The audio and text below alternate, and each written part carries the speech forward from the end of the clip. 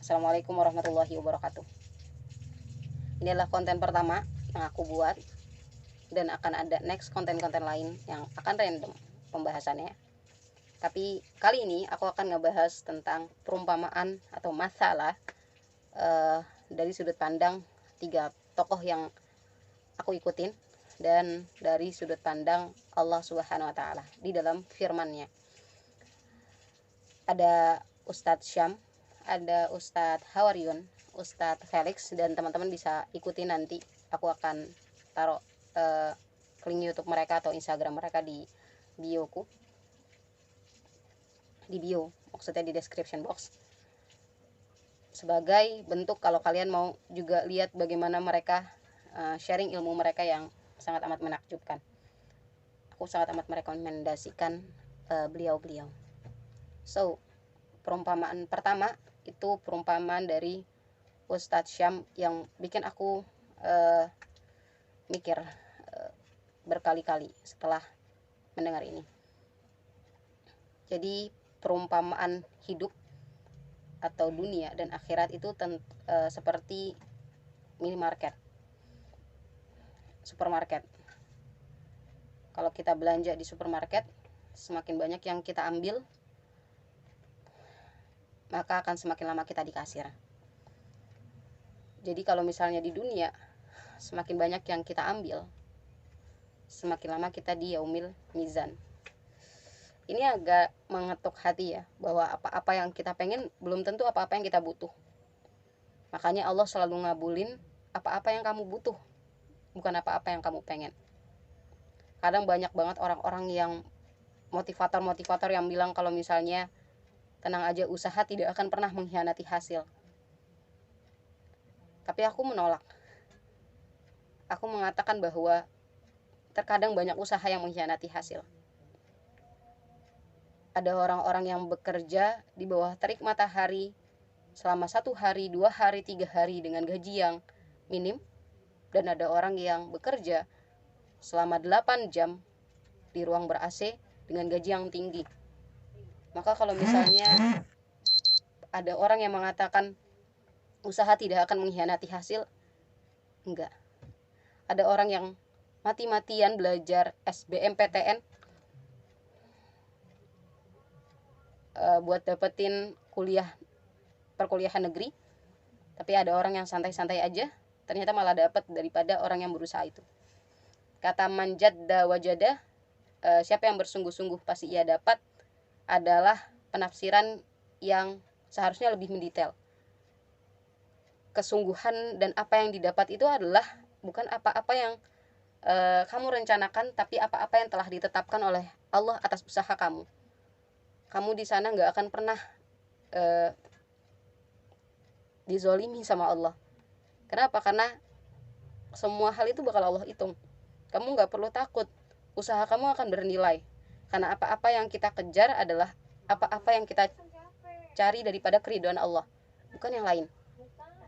Yang kedua adalah perumpamaan dari Ustadz Hawaryun.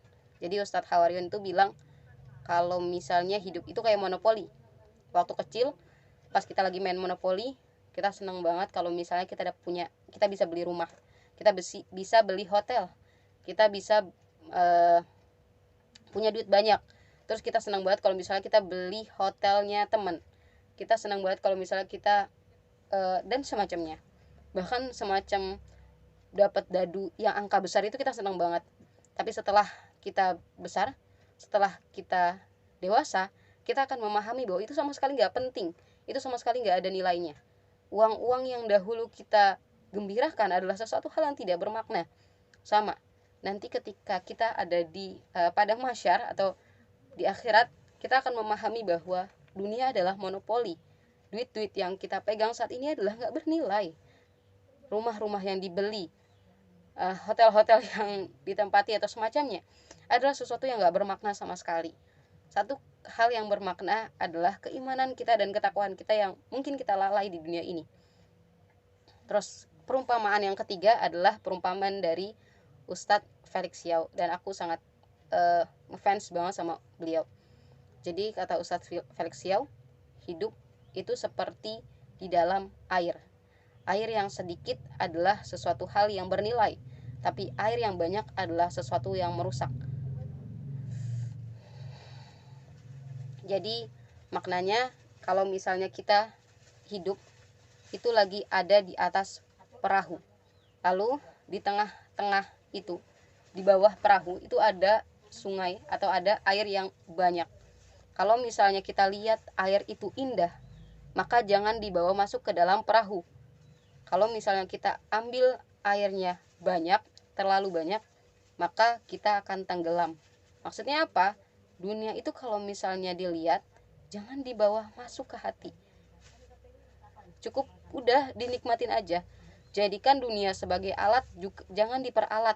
Jadikan dunia sebagai budak, jangan diperbudak. Beliau keren banget. Lalu apa sih pandangan Allah mengenai perumpamaan yang Allah buat mengenai dunia?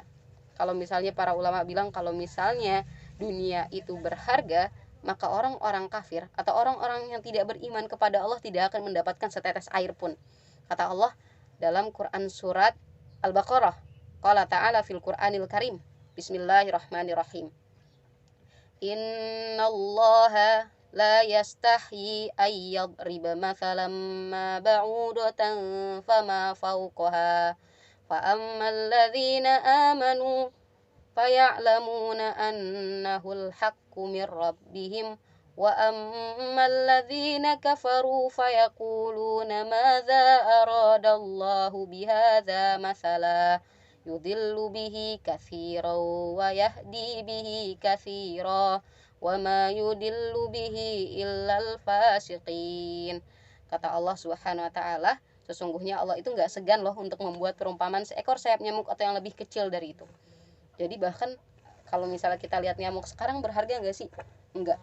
Jadi harganya itu bahkan enggak lebih besar daripada seekor sayap nyamuk, kata Allah. Fa ammal ladzina amanu. Terus adapun orang-orang yang beriman yang dengar perumpamaan ini bahwa dunia itu enggak penting loh, mereka akan mengatakan bahwa ini adalah kebenaran dari Tuhan mereka. Sedangkan orang-orang kafir kalau misalnya mendengar perumpamaan ini, mereka akan mengatakan ada apa dengan perumpamaan yang Allah buat ini. Sama kan kayak misalnya orang-orang yang ngejar-ngejar dunia banget, kalau dibilangin perumpamaan ini, bilangin kalau dunia itu nggak penting, kamu lagi nyapain diri kamu doang, nggak ada harganya, kamu mati selesai, kamu end. Tapi mereka nggak akan enggak, karena Allah udah jelasin apa sikap mereka setelah mereka dikasih tahu perumpamaan ini. Wa ammal ladzina kafaru fayaquluna madza aradallahu bihadza masalah. Terus kata Allah apa? Yudillu bihi katsira wa yahdi bihi katsira wa ma yudillu bihi ilal fasikin. Kata Allah, banyak orang yang Allah biarkan tersesat.